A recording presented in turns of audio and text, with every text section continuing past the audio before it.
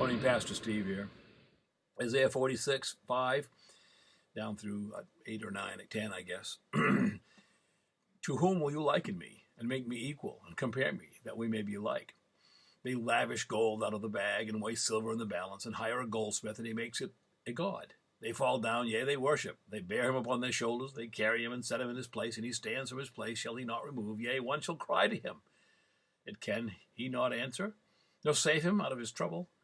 Remember this, and show yourselves men. Bring it again to mind, O ye transgressors. Remember the former things of old, for I am God, and there is none else. I am God, and there is none like me.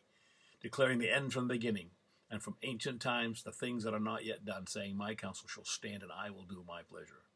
We serve a God who is a real God.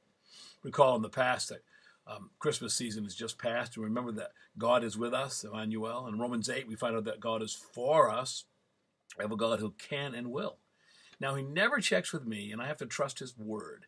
But in doing that, I realize he's a real God, one who can answer.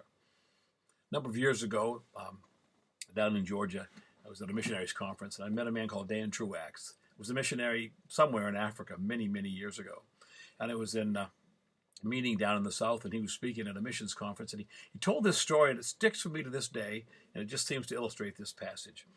He was taken with his interpreter to a new village where he didn't know the language. He wanted to tell the chief of that village about the one true God, the creator of heaven and earth, the one true God. After listening to this interesting story, the chief said to the interpreter, but you see, I have my own God, and he pointed to a finely carved figure in the hut.